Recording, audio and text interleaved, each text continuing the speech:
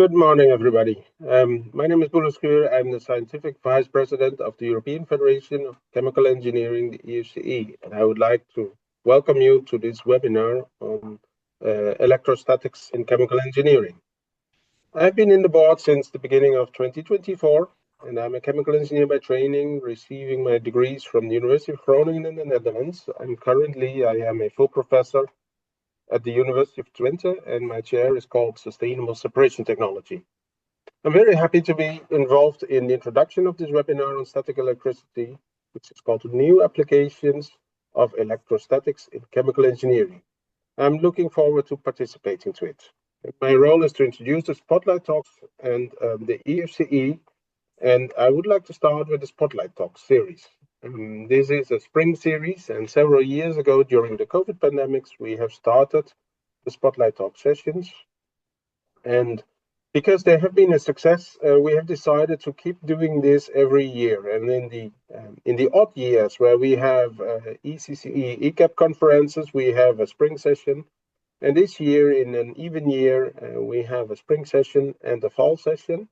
And the spring session is this week and next week. And during this spring, we have 9 Spotlight Talks sessions over 11 of our working party and sections organize them.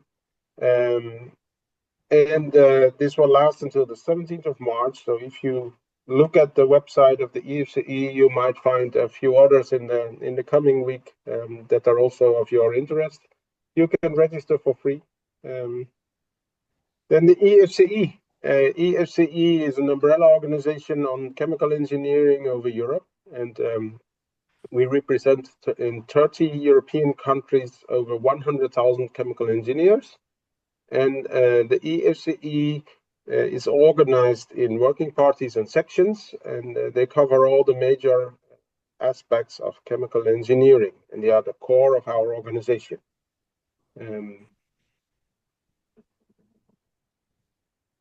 Each of the working party gathers chemical engineers from academia and from companies, and we also have sections that are more open to join.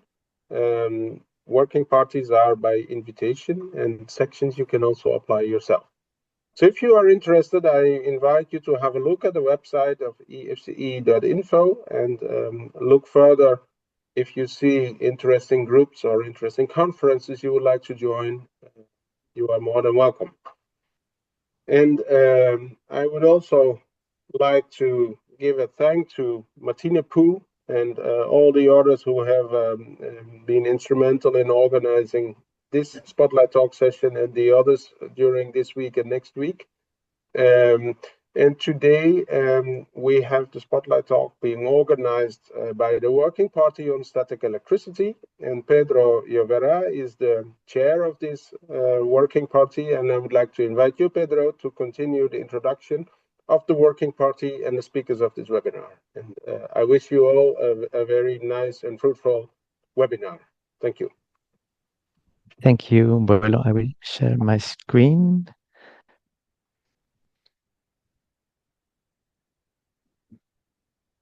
Okay, I think it's working. So, thank you, Boelo, for your introduction. It's an honor to have you with us today. It's my pleasure to chair the 7th EFC talk of our working party, which is devoted to static electricity in industry and is a part of the 9th EFC Spotlight Talks, so a long series. I am Pedro Llovera. I'm chair of the working party Static Electricity in Industry. I am electrical engineering by training. I've been working on electrostatic properties of materials, electrostatic diagnostic of industries, facilities, offices, commercial areas, so on, for more than 20 years. And I am teacher at the Polytechnic University of Valencia in Spain, and a researcher at the Energy Technological Institute, ITE, also in Valencia. I would like to thank EFC for the opportunity of organizing this webinar, especially Mr. Boelo Schuur for his presence today. And I would like to extend my special thanks to Professor Martin Poo for her excellent work organizing the Spotlight Talk now for many years. And this is a task that is by no means easy, so congratulations. And also thank my institute for letting me to work with them so many years. And of course, thank all of you for attending this webinar from many countries worldwide. We are happy to see that it attracts attention to many people, and we hope it will meet your expectations. One of the aims of this webinar is to build a scientific and technical, let's say, electrostatic community. So I strongly encourage you to participate with your questions during the webinar. We will be very happy to answer both technical and specific questions from specialists, but also basic or fundamental questions from those who are just starting in the field and who, of course, are very welcome. For organizational reasons, you are not allowed to use your microphone. You need to write the questions in the Q&A section, question and answer session. You can write them during the presentation. You don't have to wait at the end. I will collect and read them at the end of each talk. And maybe if we have time at the end of the webinar, we can add some additional questions. Today, we will have two interesting talks on static electricity industry. Both are new developments which open new fields of research and applications, and both are linked to batteries, applications, and technology. The first presentation will be given by Benjamin Ott from the Department of Chemical and Biological Engineering at the University of Ottawa. In Canada, the title is Application of Triboelectrification for Electrical Vehicle Active Battery Component Recycling. This is a truly important emerging topic in battery research, and one that is needed not in the future, but already in the present, battery recycling. And it demonstrates how electrostatic can contribute to the development of new technologies and to address today's technological challenges. And I would also like to thank Benjamin for his effort in connecting at 5 a.m. in Ottawa, Canada today. So we will be happy to offer him a lot of coffee for the rest of the day. In the second talk, Professor Stéphane Rollet from the Laboratoire de Physique et de Matériaux of Sorbonne University, France, he will show how to couple space charge distribution measurements and cyclic voltammetry measurements. This is especially interesting to me as an electrical engineer because it brings together two perspectives of the same phenomenon. The electrochemical measurement and the space charge measurements are looking at the same thing. And space charge measurements are traditionally made from materials and electrical engineering side. And this presentation, I think that this achievement helps us to better understand what is happening inside batteries electrode by analyzing voltage current curve and a space charge profile. That's very new. And I congratulate Stefan because it's not easy to bring chemists, electrochemists, and electrical engineers together, and even harder to make them fully understand each other. So I think this is a good example of how to work together. As Boelo mentioned before, this webinar is a part of the EFCE series of free webinars. This is the list of the Spring 2026 webinars. We are on the third day of webinars. Tomorrow or next week, there will be more spotlight there. You can still register. We have very interesting topics. Of course, artificial intelligence is always a very important hot topic, but also the last one for young chemical engineers, it's also very nice. And of course, all of them are of great interest. If you missed one of them or you want to see past edition, you can find them on the EFCE YouTube channel. Normally they are registered and published, more or less all of them, unless there are some restrictions to diffusion of the video. You can find, for example, our last spotlight talks in the 6 years, past 6 years. We were presented a lot of topics. You have here the list, but you can check it on the website of EFCE. So finally, I will say some words about our working party. Our working party brings together many experts from Europe and from countries outside Europe to promote the research activity and knowledge diffusion of electrostatics in industry. It's true that the static electricity is an old, relatively well-known topic, but very present today and not always well understood in industry. We can say that static electricity has at least two phases, the risk and the applications. As example of risk, we may found safety, damage to electronics, incidents, or even explosions. But also we have applications, very interesting, such as precipitators, separators, electrospinning, electrospraying, electrohydrodynamic flow control in the aerospace industry also, and high voltage DC current, that's quite new. In biology, there are surprising new results and so on, and very recently batteries. So today we will focus on application of electrostatics. You can find information of our working party in the web page and the LinkedIn group. Let's say that our main activity is the conference we organize every 4 years. Last year we held it in Bologna. We have been collaborating many years with the Journal of Electrostatics to publish the proceedings, so you can find the special issue of our last edition. Electrostatics, it's a nice international community. We collaborate with other associations on electrostatics, for example, the American Electrostatics Society. So they will organize their annual meeting next year in Florida. They say that maybe they will visit with some launching of rockets, or they will work with NASA, so that can be nice. Also, the French Society of Electrostatics, they organized this year also their conference in Poitiers. So you can spend your summer on electrostatics between Florida and France. That can be a nice summer. And next year we have the Electrostatics 2027 conference organized by the Institute of Physics in London. We work with them together for many years. Their conference is shifted 2 years from ours. They also organize every 4 years, and it's shifted 2 years. So we collaborate. And this is also a nice group. You can find more information of each conference at their website. So next presentation by Professor Stefan Ole. Sorry, I was writing here my questions. So Stefan is a professor at Sorbonne University and deputy director of the Laboratory of Physics and Materials Study, LPEM. He's also affiliated with ESPCI in Paris, PSL University, and CNRS.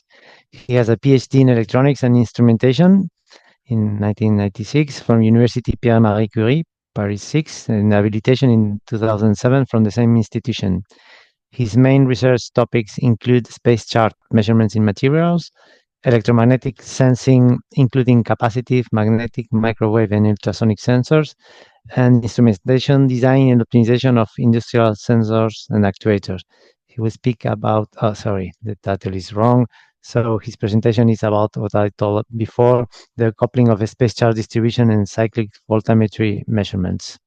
So Stefan, the floor is yours.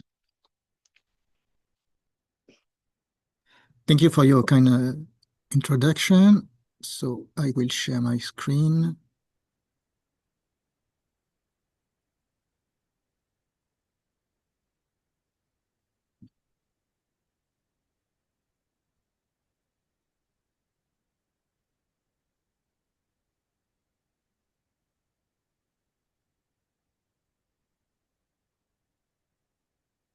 Okay, I hope that you see all my screen. So I am Stefan Ole from Sorbonne University, and I work at ESPCI in Paris, which is a school for engineering students. There are 11 laboratories inside that school, and we work mainly for the industry and for the research applications. So I will speak about the coupling two measurement methods, one which is devoted to space charge distribution and one which is devoted to electrochemical reaction with voltammetry measurements. So to be brief, we know that electricity is very easy to use, so it is very convenient energy. So we use it a lot, but there are no large-scale storage, so we need for transportation and we need for local storage. In the case of transportation, for instance, we have cables, different cables, and for the storage, we have different possibilities, short time with electrostatics, longer time with chemistry or electrochemistry. What are our goals and requirements? We need reduction of the losses, of course, to transport energy further. We need slow aging to keep everything in operation over a long period of time. And we need storage efficiency, safety, etc., etc. In the case of cable transportation, here, for instance, you have superconducting cable transportation. You have a high voltage between two electrodes here, and the dielectric in the middle is subjected to very high voltage. So charge can get into the insulation from the electrodes. In the case of electrostatic chemistry or electrochemistry storage devices, of course, everything is around the electrodes. So what is important is to study the interfaces. In the case of space charge measurement for the cables application, for instance, we have to know that only one electron in excess among a billion monomers is enough to trigger a breakdown. So it is very important to make measurements because it is not possible to tune the industrial systems to be at this level of accuracy. So we have three main measurement methods 50 years ago. The first one is a thermoelectric method. So the system is very simple. You put it on the sample, so it diffuses in the sample, and then the sample is expanding, and then you have a signal because the expansion drags the charge with the material displacement. Another system is used with a pressure wave propagation method.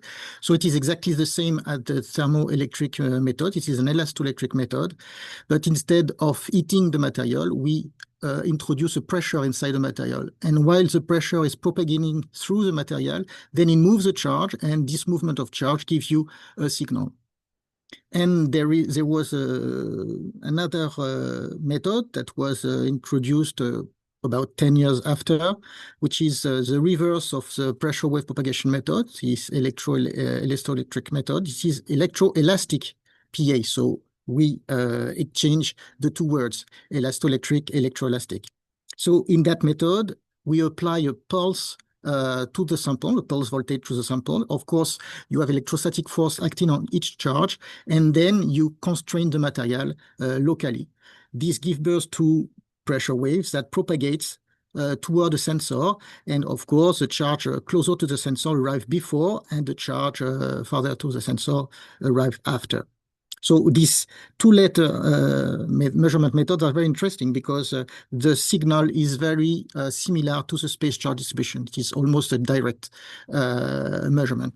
Whereas for thermoelectric method, because it relies on diffusion, the diffusion change in shape with time, so the signal is more complex to analyze. So I said that what's interesting to us today is what happens at the electrodes, because in the insulation under high voltage, of course, charge get inside the insulator from the electrode. So it is interesting to study what happens close to the electrode at very low voltage. And the pressure wave propagation method is a very good method for that because, of course, it has a good sensitivity, it has no interface perturbation, and the signal is very simple to analyze because the position in the sample is proportional to the time in the measurement. The thermal method is also convenient for that, but less convenient because good sensitivity, no interface perturbation, but the signal is more complex to analyze, so you have less confidence on the calculated results, we can say. And the PA method is not well adapted for interface measurement at what happens at interface because it has a poor sensitivity and the interface perturbation to the induced charge due to the pulse voltage. Of course, you apply a pulse voltage to the sample, so you put charge on the electrodes, so you are masking what are in the electrode if you want to see something very, very small. Of course, I am speaking about things very small.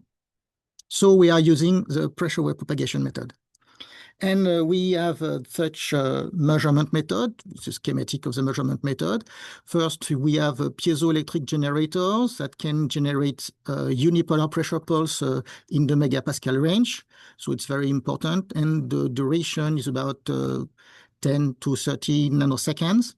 So this pressure rate propagates through a waveguide and then is transferred to a sample, one electrode, the insulating part, another electrode, and there is a counter electrode here from which we can apply a voltage, and the signal, which is very rapid, can be decoupled by the capacitor and measured after an amplifier. So this is a very short duration measurement because the time scale is about microsecond for millimeter thick samples. This is a capacitive system, so you can measure in short circuit, so the current is equal to that equation, the charge that has moved at the velocity, particle velocity due to the pressure wave. Or you can measure, of course, in open circuit, so the current is null and you have the voltage across the sample.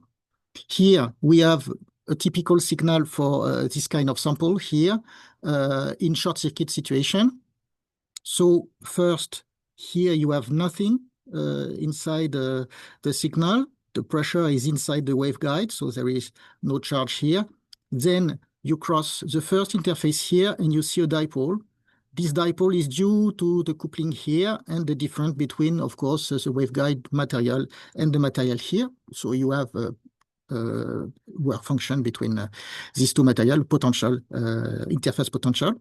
And then after the pressure wave arrive between the insulator and the front electrode, and then you have the charge on the electrode. So if you apply a positive voltage at the counter electrode, of course, you have negative charge at the front electrode here, and you have positive charge at the back electrode here. And if you apply a negative voltage, then you have the contrary, positive charge here and negative charge here. And if you apply zero voltage, then you see that you have zero charges on the electrode.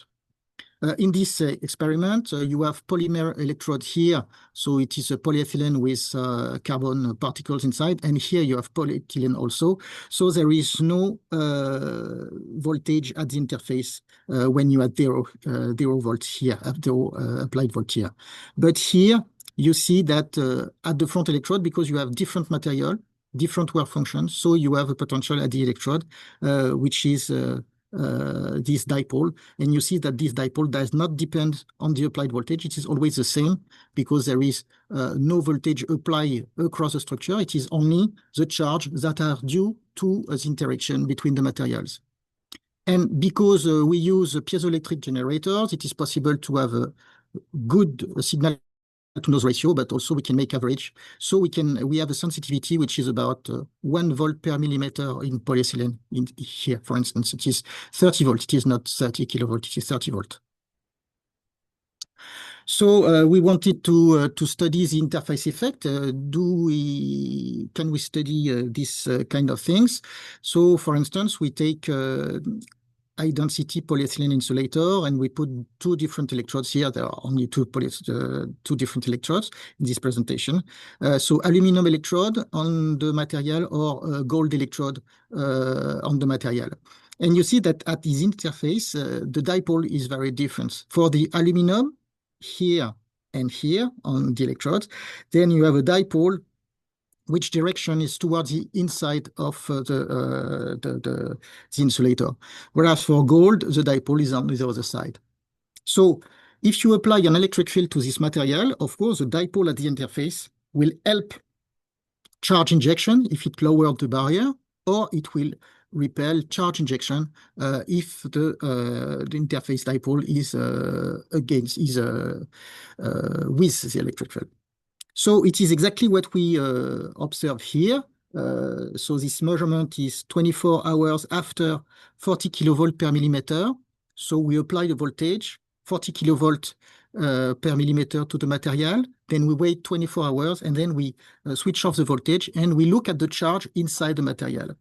So the positive electrode is that one and the negative electrode is that one. So the electric field is from the back to the front electrode. So what you see is that here you are against the electric field, so you lower the barrier, and then you have a large injection of charge, and you see the negative charges here that are injected. This is a charge on the electrode, this is a charge inside the material. So you have a large injection of charge for the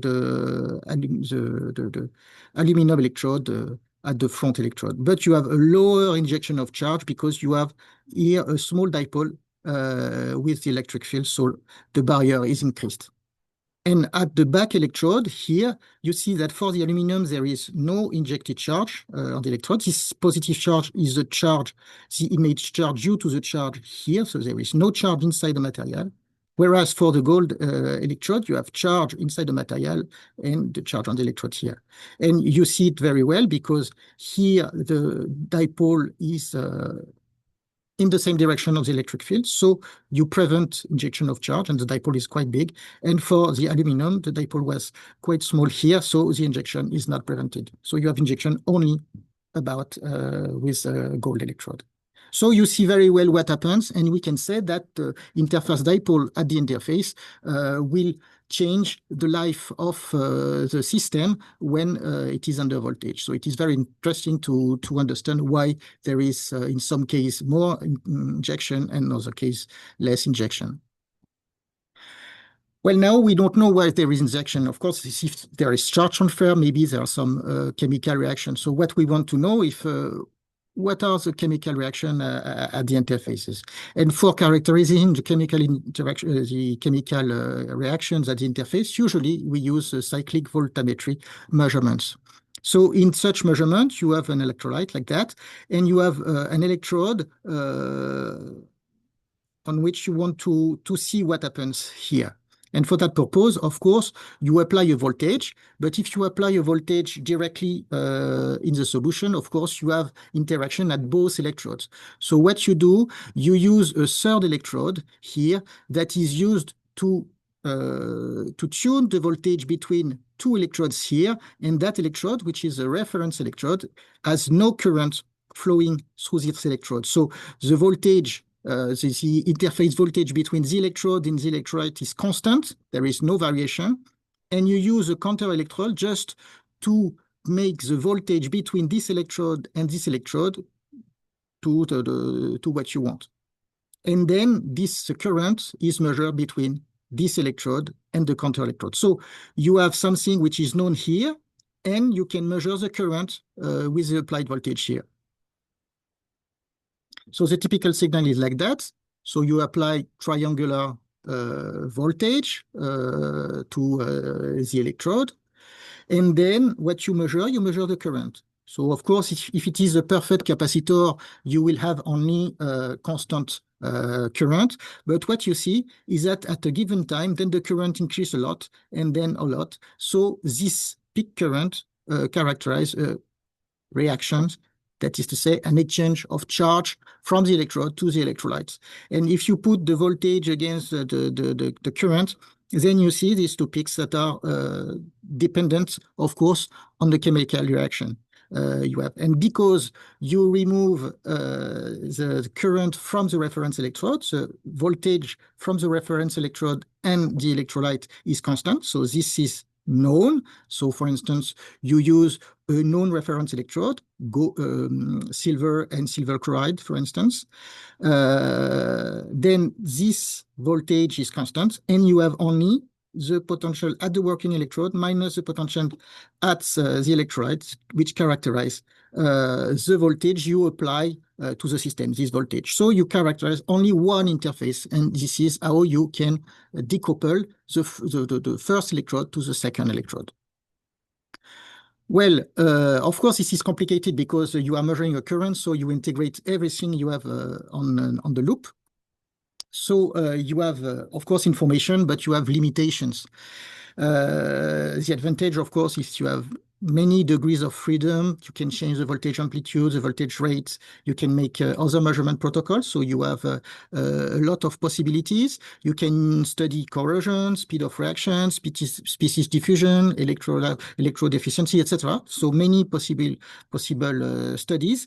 But you have a problem with the reference electrode in some cases, for instance, with solid electrolytes. So it's not very easy to put a reference electrode inside. And of course, also for liquids with a long Debye length, that is to say, when the charge diffuse very far from the electrode, so the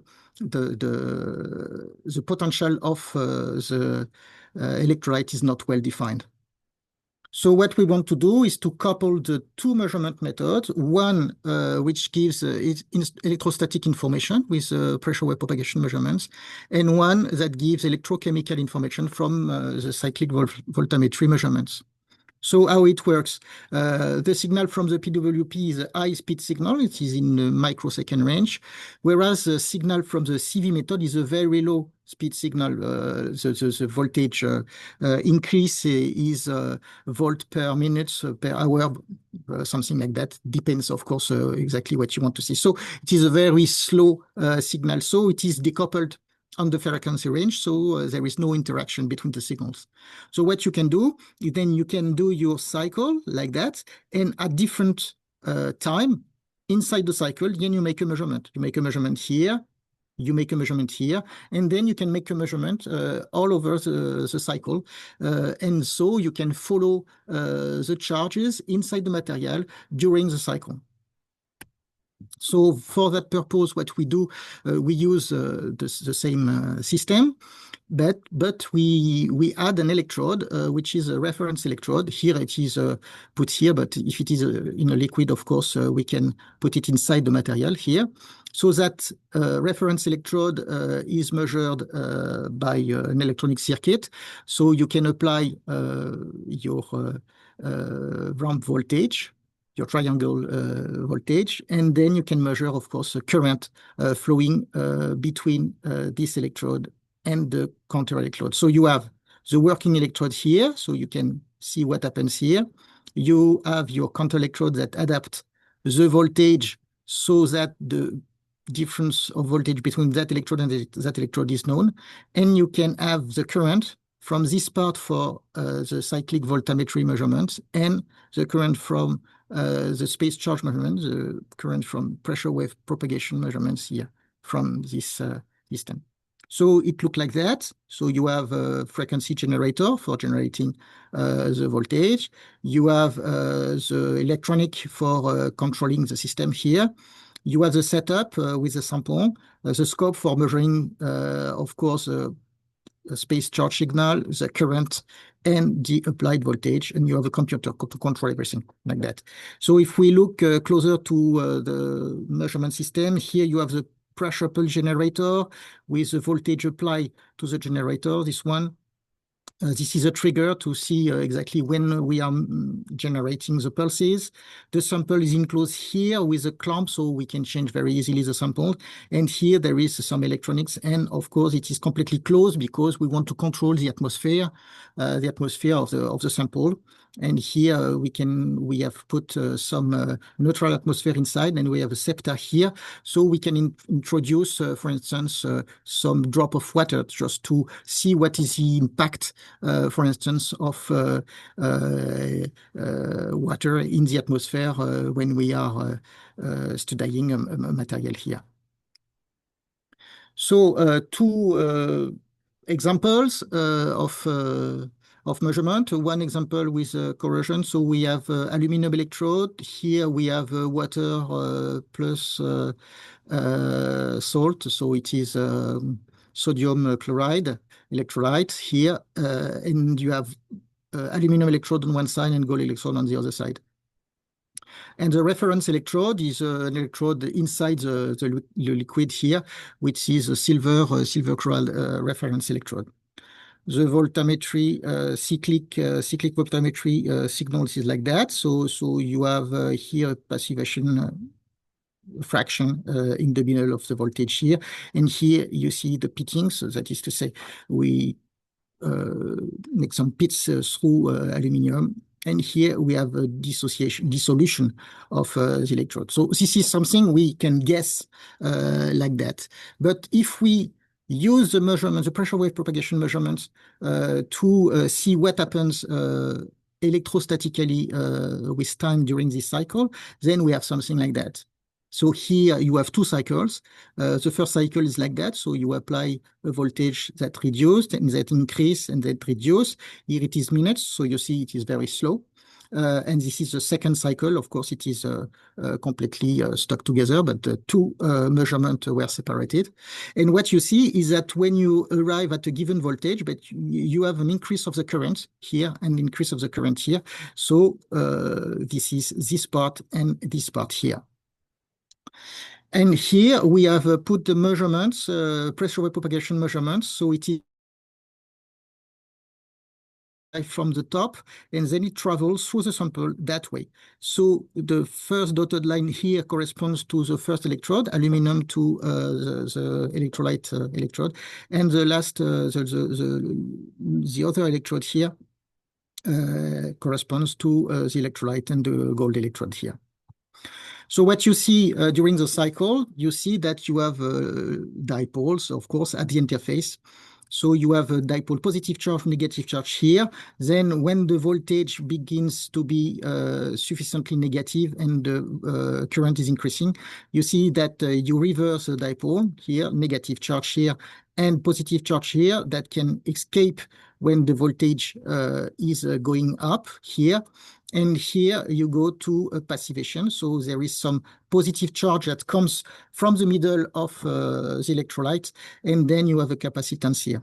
And when the voltage is sufficiently high, then the charge very focus on the electrode, you can say it is very close to the electrode, and then you have a high current that can pass through that dipole here. And when the voltage goes down, then it is the charge move inside the electrolytes more gradually. And then the other cycle is almost the same, except that that first part is less intense. So how we can see this information? So we have on the dissolution region some interaction between the aluminum electrode and the electrolyte. Then on the passivation region, then we have a film that build up on the front electrode that is insulating. So you have a capacitor, so you have charge that build up here. But when the field is too large, then some part of the film is there are some holes in this film, and so you have a large current, which is a pitting of the electrode. So this is a corrosion. Another example is with a solid electrolyte. So we have no reference electrode. So it is simply something with two electrodes. We apply the voltage between the two electrodes, and then we measure the current. So with the CV measurements, of course, we have the information of both electrodes. It is not possible to distinguish between these two electrodes. But thanks to the pressure wave propagation method, it is possible to see where are the things that happens in the sample. So here, what you see is the different pressure wave propagation measurements superimposed during the cycle. So you have the front electrode voltage, this one. When the voltage is negative here, you see that the charge are at the back electrode. And when the voltage is positive, then the charge are at the front electrode. So you see where the charge accumulates with time. So now what we can do, we can change the nature of the electrode. Here it is gold, but we have tested different kind of electrodes. And if we look at the cyclic voltammetry measurements, then we see here in blue that we have two peaks, one peak here on that part, and two peaks here, one here, and another one here on the other part of this cycle. And you see that we start from here. So we start from here. The first cycle, there is not this reaction. There is no reaction here. And then we have a reaction. And because we have this reaction, we see that the amplitude of the peak of the signal is increasing, but is increasing only once you have this reaction, not this one. And that when you have this reaction, then you can have this reaction and this reaction. And of course, you have a signal that build up only because you have this reaction here. And when you do the cycles, then after it is almost superimposed, and you see that nothing happens with these two reactions. This is in this direction, this direction. This is what we see here. For instance, if the voltage is not enough, then everything remains very small here, very small here, and it increases only after the second reaction. So what the signal in red you see before is just the integration of this peak and the integration of this peak. So we can see when there are accumulation of charge and which reaction is connected to this one. And so we can change, of course, the electrode. With gold electrode, this is the same measurements. But if we go to silver electrodes, then of course, the reactions are with a smaller voltage. And then we have a buildup. This is only at the front electrode here. We have a buildup only once this reaction is detected, which corresponds to the passivation of the electrode.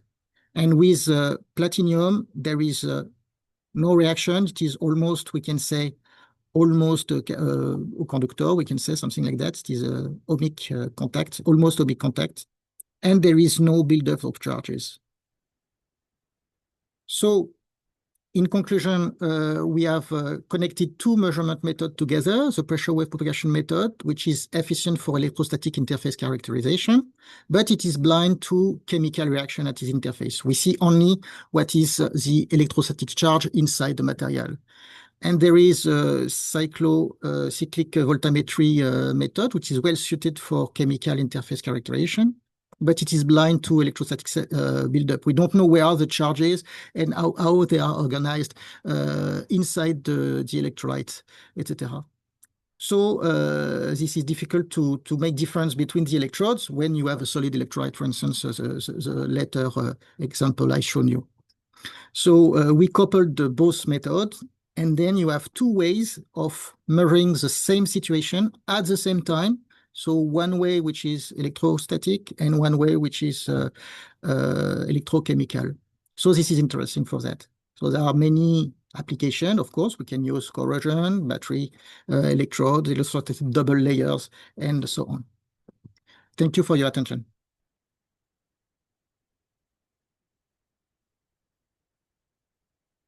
Thank you, Stefan, for this very nice presentation. And you started from the fundamentals of each technique, and then you join together. So very nice. We have time now for questions. I can't see questions. No, I can't see. Use the question and answer, because I've seen that in the chat there was one question from Stefan on the last presentation. So Yes. I didn't see it. Sorry. So use the Q&A.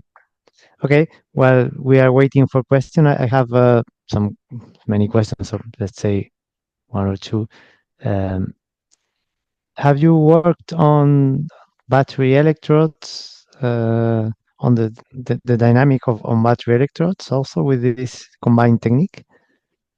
Not yet. There are some small companies that begins to use the system for studying battery electrodes. But one thing which is complicated, and you know it because you know how space charge is complicated signals, because it relies on pressure wave propagation. So you have interactions. So the geometry of the electrode has to be well known to be sure that what you are observing is something that you understand completely. So here we only look at planar electrodes. So of course we try to see if there are carbon electrodes, for instance, something like that, but in planar geometry, not for complex geometry. Because it would be more complex, of course, for understanding. And by the way, we could see only the total amount of charges around these electrodes, not the very thin image of the charge distribution. Okay. Yeah. Of course, it's complicated. And have you worked on many cycles on aging, or on see how things evolve with aging and degradation? Yes. We made that. Of course, I shown you only 2 cycles just to show you that it is not the same from one cycle to another. But we made thousands of cycles. Very, very long experiment because the cycle is quite long. But and we can see, of course, the degradation of the system and the way the electrode, in terms of corrosion, of course, is changing with time. Okay. Very nice. Any question from the audience? No? Okay, everything seems clear. I think it's the time to finish the webinar. I've seen that Benjamin has answered your previous question on the previous presentation about you asked about the impact of tube material in terms of charging, and yes, they tried stainless steel and Teflon and see the influence. So it's again a topic for investigation in the setup. Okay. So if there are no more questions, I think we're in time. It was scheduled to finish at 11:45, so we can finish our webinar here. Just share the emails of the presenters if you want to ask further questions on what we've seen today. I don't know if Boelo, do you want to say some words to finish the webinar? If not, I will close. No, thank you very much. It was a great pleasure joining this webinar, and I learned a lot. Thank you so much. So, thank you all for attending. I think and thank to the speakers, of course, for preparing the effort in preparing this presentation and for being awake so early in Canada. They have shown that electrostatic is an active field and with very promising applications. I'm happy with that. I hope it was interesting for the attendance, and I thank also all the attendants for the question, the active participation. And I can say that now the spotlight tag is closed. Thank you all for attending.